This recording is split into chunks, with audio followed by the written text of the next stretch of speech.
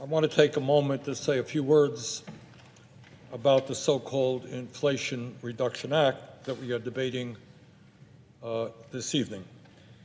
And I say so-called, by the way, because according to the CBO and other economic organizations who have studied this bill, it will in fact have a minimal impact on inflation.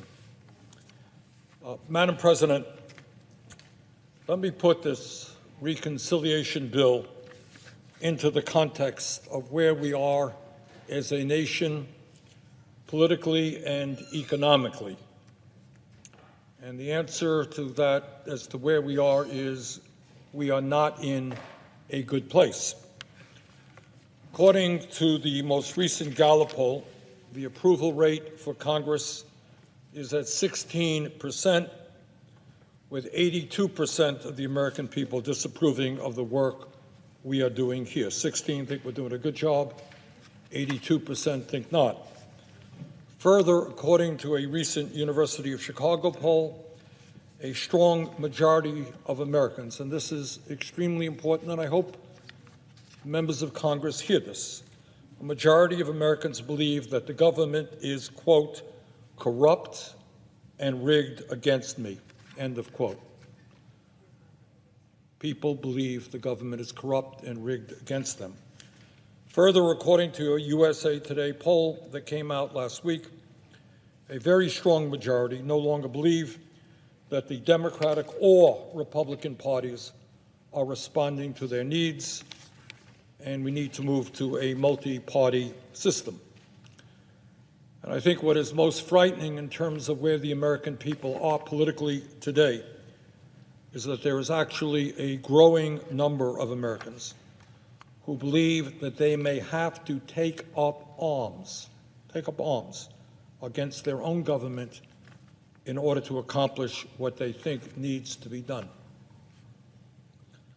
Madam President, all of this speaks to a very, very dangerous moment for American democracy, and in a number of ways it resembles the conditions that existed in Europe in the 1920s and early 1930s, which led to fascism and totalitarianism.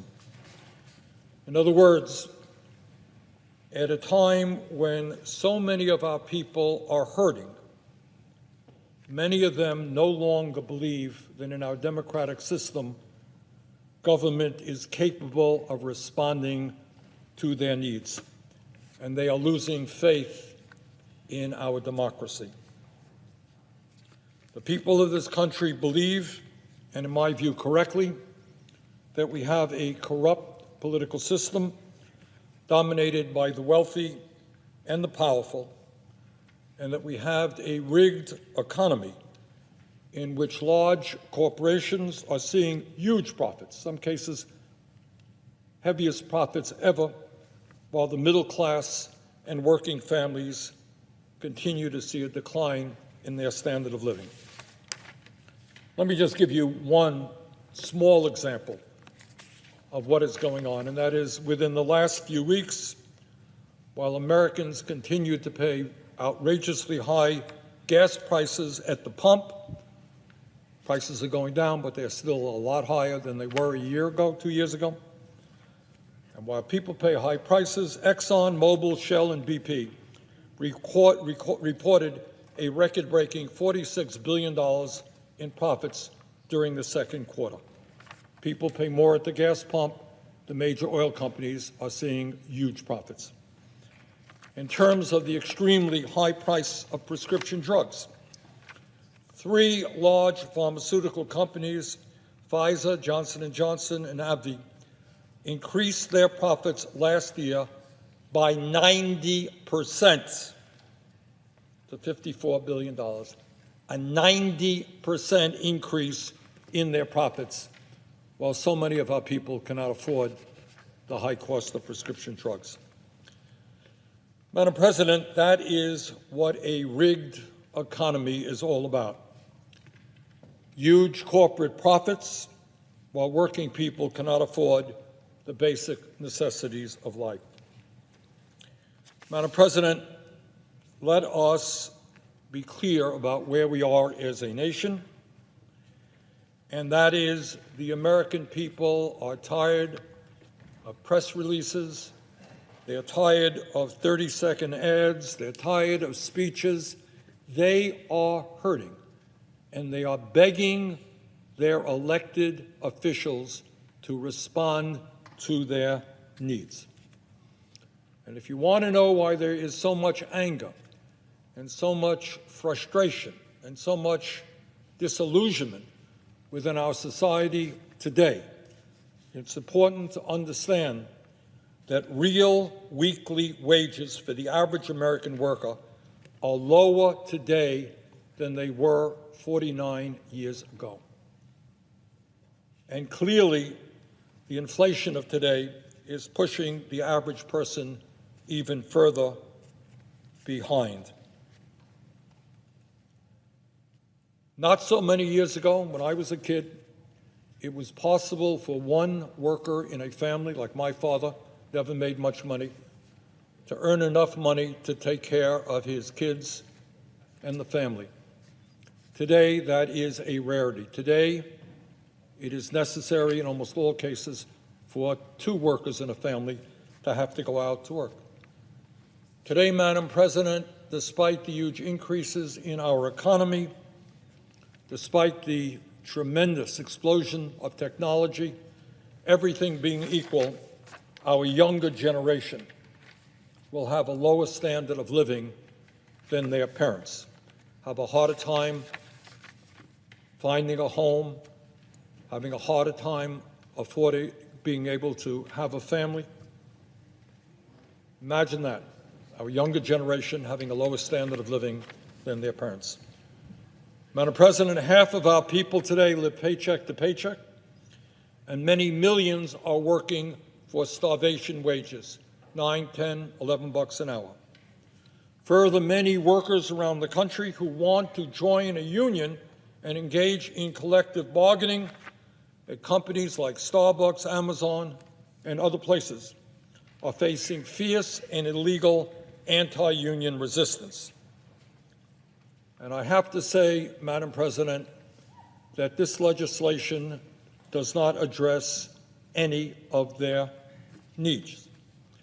This legislation does not address the reality that we have more income and wealth inequality today than at any time in the last 100 years, where 3 people own more wealth than the bottom half of America.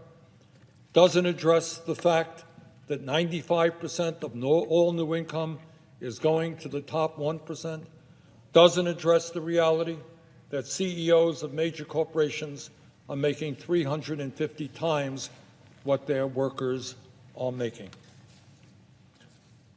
Madam President, I think everybody knows that we have a completely dysfunctional health care system. We now spend over $12,000 a year per person, more than double what other countries spend. Today, over 70 million Americans are uninsured or underinsured, and there are studies out there that say that some 60,000 people a year die because they're uninsured or underinsured and they don't get to a doctor on time. Meanwhile, every year, the insurance companies make tens of billions of dollars in profit. So we have a system in which the cost is outrageously high. People are dying because they don't get to a doctor on time. This bill does nothing to address the systemic dysfunctionality of the American health care system. Does nothing. Madam President, in terms of our kids, the future of our nation, shamefully, we have the highest rate of childhood poverty of almost any major nation on earth. This bill, as currently written, does nothing to address that. Madam President, our child care system is dysfunctional. If a working family is lucky enough to find a slot for their young one, on average they will pay about $15,000 a year for child care, an impossibly high sum of money. Imagine that, $15,000 a year for child care if you're making $40,000 or $50,000. That is an absurd sum of money. Yet this bill turns its back on the working parents of this country and our children, does not begin to address the child care or pre-K crisis that we face. Madam President, a nation will be as great and competitive as its educational system is. And yet today, hundreds of thousands of bright young kids all across this country are unable to afford a higher education. Imagine that. In the richest country in the history of the world, when we need the best educated workforce possible, we've got hundreds of thousands of young people cannot afford a higher education, and we have 45 million Americans who are struggling with student debt, sometimes outrageous levels of student debt. This bill, as currently written, does nothing to address it. Madam President, today, millions of elderly Americans and half of our senior citizens are trying to survive on $25,000 a year or less. Millions of senior citizens are unable to afford to go to a dentist. Imagine that. In the richest country on earth, elderly people can't afford to go to a dentist. Their teeth are rotting in their mouths. They can't afford hearing aids in order to hear what their kids, grandchildren have to say. They can't afford eyeglasses. This bill ignores that issue, does nothing to expand Medicare to cover those very basic health care needs. The result, millions of seniors will continue to have rotten teeth and lack the dentures, hearing aids, or eyeglasses they deserve.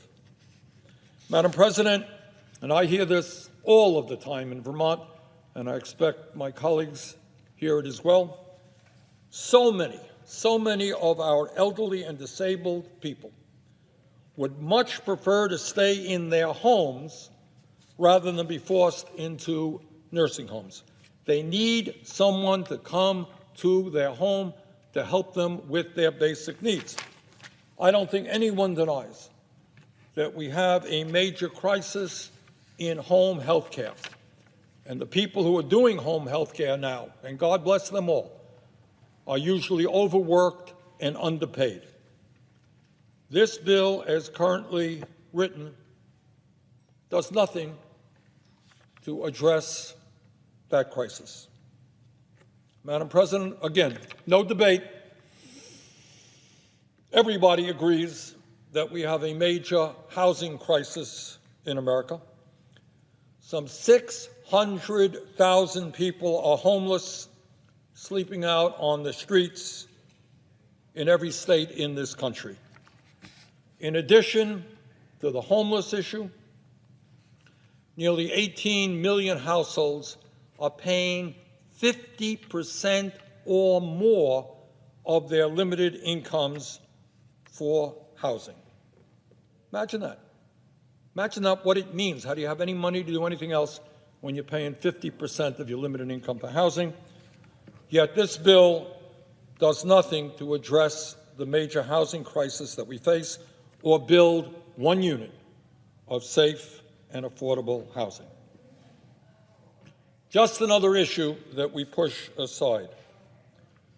And I would say, Madam President, and every working person understands this, that while ordinary people are struggling with child care, with health care, with housing, with the basic necessities of life, the people on top today are doing phenomenally well. During the pandemic alone, the billionaire class saw an almost $2 trillion increase in their wealth. So that, in a snapshot, is where we are as a nation today. Working people are hurting.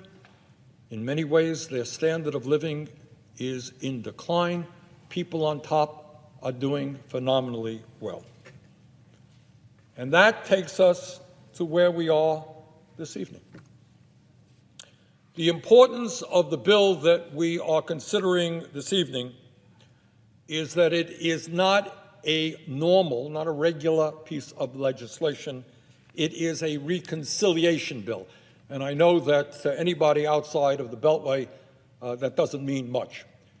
But what it does mean is that unlike regular legislation here in the Senate, this bill does not require 60 votes to get passed. All we need to get this bill passed are 50 votes plus the vice president, if it is a tie.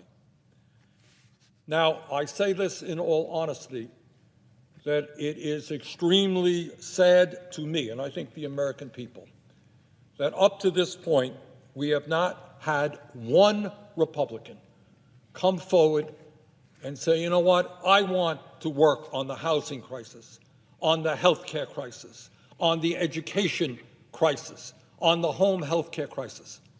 Sadly, we have not had one Republican come forward who is prepared to stand up for working families, for the children, for the elderly, or for the environment.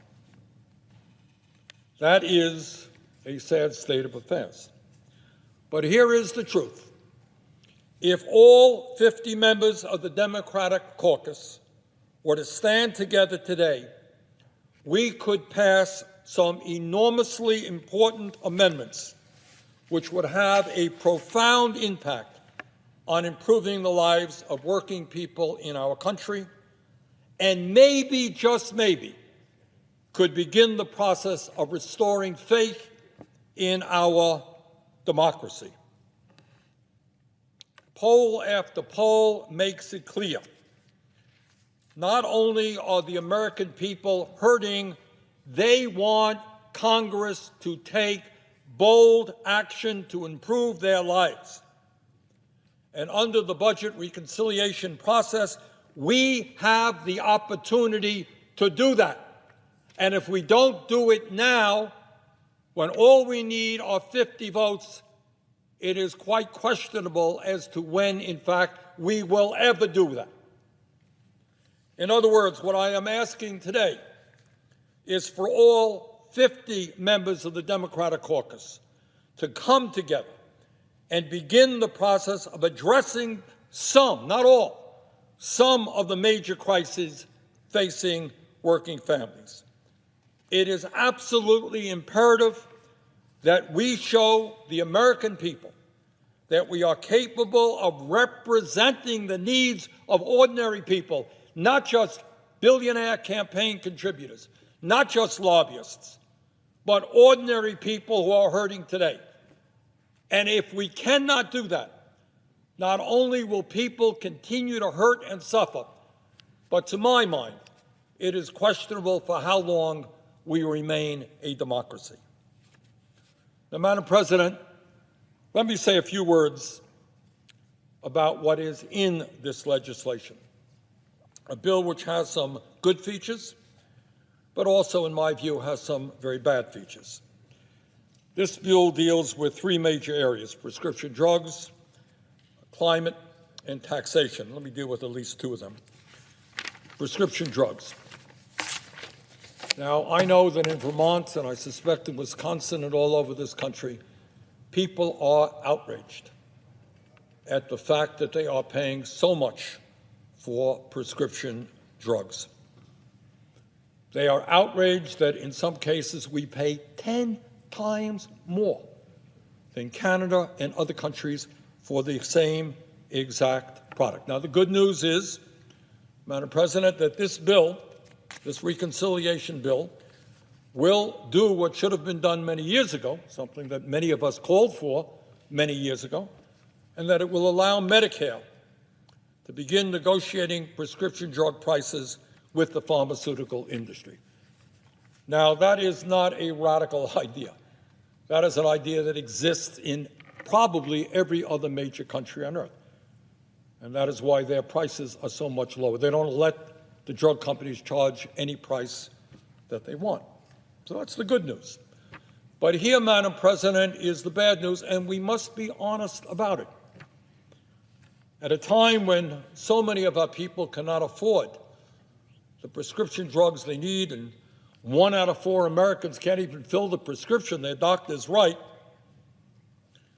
this Medicare negotiating provision will not go into effect for 4 years, at which time only 10 drugs will be negotiated, with more to come in later years. So, if anybody thinks that as a result of this bill we're suddenly going to see lower prices for Medicare, you are mistaken.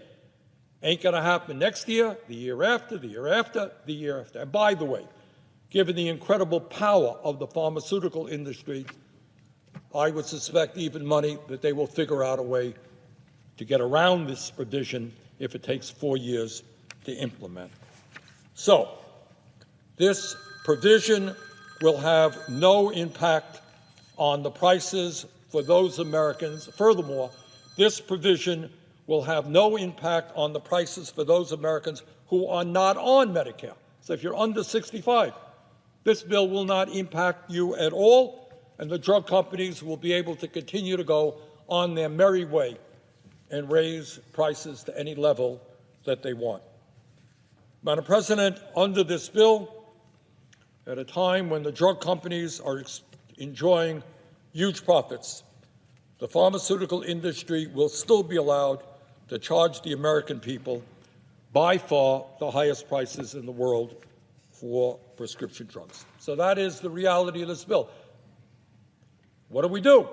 Well, if we are serious about responding to what the American people want, in the polling that I have seen, it's like 70 or 80% of the people understand that prescription drugs are much too high. They want us to act. This bill, unfortunately, does not do that. If we are serious about reducing the price of prescription drugs, we know exactly how we can do it. For over 30 years, the Veterans Administration has been negotiating with the pharmaceutical industry to lower the cost of prescription drugs. Moreover, for decades, virtually every other country on earth has been doing the same thing. The result of where we are today is that Medicare pays twice as much for the exact same prescription drugs as the VA and people all over this country. In some cases, as I mentioned earlier, we may pay up to 10 times as much for a particular drug. In other words, when it comes to reducing the price of prescription drugs under Medicare, we do not have to reinvent the wheel. We could simply require Medicare to pay no more for prescription drugs than the VA. That is not a radical idea. That is a simple idea. You got one government agency doing what they're doing for 30 years. All we have to do is have Medicare do the same. And if we did that, we could literally cut the price of prescription drugs under Medicare in half in a matter of months, not years. And that is why I am introducing an amendment today to do just that. Under this amendment, we could save Medicare $900 billion over the next decade. This is 9 times more savings than the rather weak negotiation provisions currently in the bill. We could save $900 billion by negotiating rather than $100 billion.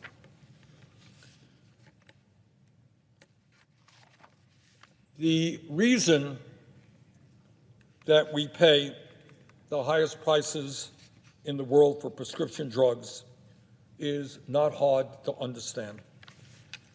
During the past 20 years, the pharmaceutical industry has spent over $5 billion on lobbying and over $500 million in campaign contributions.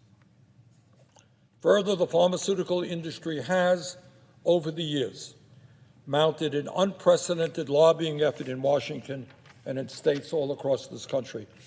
Now, what is unbelievable, if you want to know what a corrupt political system is about, If you want to know what money in politics is about, if you want to know what corporate greed is about, if you want to know why we pay the highest prices in the world for prescription drugs, please understand that right now, at this moment, the pharmaceutical industry has more than 1,700 well-paid lobbyists on Capitol Hill to protect their interests, including former congressional leaders of both major political parties. They buy Democratic leaders, they buy Republican leaders, they buy former members of Congress. 1,700 well-paid lobbyists to make sure they continue to rip off the American people and charge us the highest prices in the world for prescription drugs. That is over 3 lobbyists for every 1 member of Congress. 535 members of Congress, 1,700 lobbyists. Mr. President, just yesterday, and this is really interesting, and I think it brings it all out, the CEO of Pharma, his name is Steve Ubel, I think, basically said, and I appreciate his honesty and straightforward, he said, anybody who votes even for this incredibly tepid bill, he said, we are going to go after you.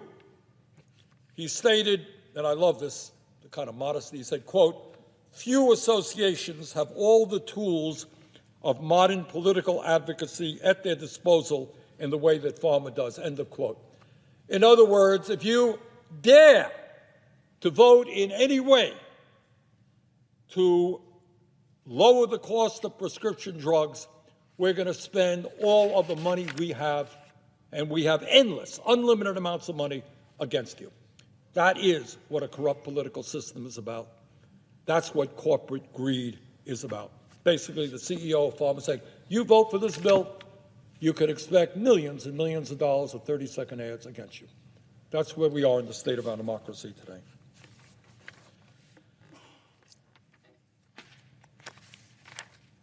Madam President, Mr. President, prescription drugs is a huge issue, but it's not the only issue that is dealt with inadequately in this legislation. It is my view, I think it is the view of the majority of American people, it is certainly the view of the scientific community, that climate change is an existential threat to that planet. Now, that sounds like a big word, existential. But what it means, if we don't get our act together, there may not be a planet that is healthy and habitable for our children and grandchildren. It is very fundamental. Do we protect future generations? Mr. President, this legislation provides $370 billion over the next decade to combat climate change and to invest in so-called energy security programs.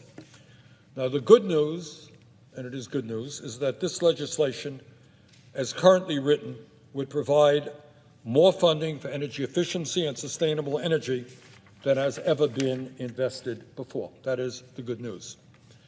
But, Mr. President, the bad news is that this bill, as currently written, includes a huge giveaway to the fossil fuel industry, both in the reconciliation bill that we are considering and in a side deal that was just made public a few days ago. Mr. President, under this legislation, the fossil fuel industry will receive billions of dollars in new tax breaks and subsidies over the next 10 years, on top of the $15 billion in tax breaks and corporate welfare that they already receive every year. And interestingly enough, Mr. President, that may well be the reason why BP, one of the largest oil companies in the world, supports this bill. It may be the reason why Shell, another huge oil company, supports this bill. And it is the reason, I suspect, why the CEO of ExxonMobil is pleased by many of the provisions included in this deal. So we've got to think a little bit about what it means when major oil companies who are in the process of destroying the planet support this legislation. Under this bill, up to 60 million acres of public waters must be offered up for sale each and every year to the oil and gas industry before the federal government could approve any new offshore wind development. To put that in perspective, 60 million acres is the size of the state of Michigan. Further, under this bill, up to 2 million acres of public lands must be offered up for sale each and every year to the oil and gas industry before leases can move forward for any renewable energy development on public lands. In total, this bill will offer the fossil fuel industry up to 700 million acres of public lands and waters to oil and gas drilling over the next decade, far more than the oil and gas industry could possibly use. And, Mr. President, that is not all. The fossil fuel industry will not just benefit from the provisions in the reconciliation bill as currently written. A deal has also been reached to make it easier for the fossil fuel industry to receive permits for their oil and gas projects. This deal would approve the $6.6 billion Mountain Valley Pipeline, a fracked gas pipeline that would span over 300 miles from West Virginia to Virginia and potentially on to North Carolina. This is a pipeline that would generate emissions equivalent to that released by 37 coal plants or by over 27 million cars each and every year. Mr. President, let me quote from a July 29th letter from over 350 environmental organizations, including Friends of the Earth, Food and Water Watch, and the Climate Justice Alliance, expressing concerns about this bill. And I quote, "Any approval of new fossil fuel projects or fast-tracking of fossil fuel permitting is incompatible with climate leadership. Oil, gas, and coal production are the core drivers of the climate and extinction crises. There can be no new fossil fuel leases, exports, or infrastructure if we have any hope of preventing ever-worsening climate crises, catastrophic floods, deadly wildfires, and more, all of which are ripping across the country as we speak. We are out of time.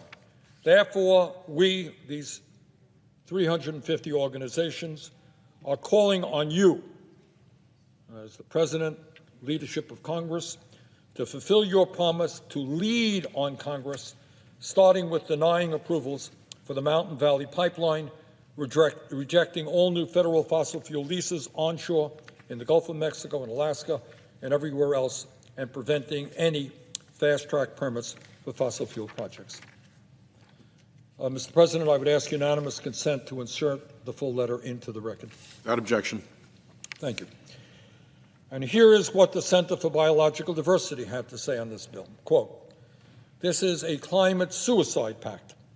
It is self-defeating to handcuff renewable energy development to massive new oil and gas extraction. The new leasing required in this bill will fan the flames of the climate disasters torching our country, and it's a slap in the face to the communities fighting to protect themselves from filthy fossil fuels," end quote.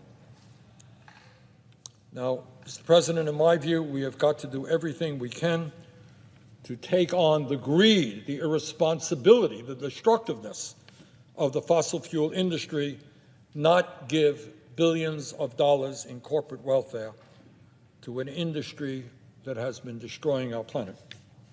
And that is why I will be introducing an amendment today to strike all of the benefits to the fossil fuel industry that are in this bill, and I will be asking for a roll call vote on it. And, Mr. President, let me say a word about some of the other amendments that I'll be introducing. I will be introducing an amendment that is widely popular. The concept is widely popular, and that is to expand Medicare to provide dental, vision, and hearing benefits.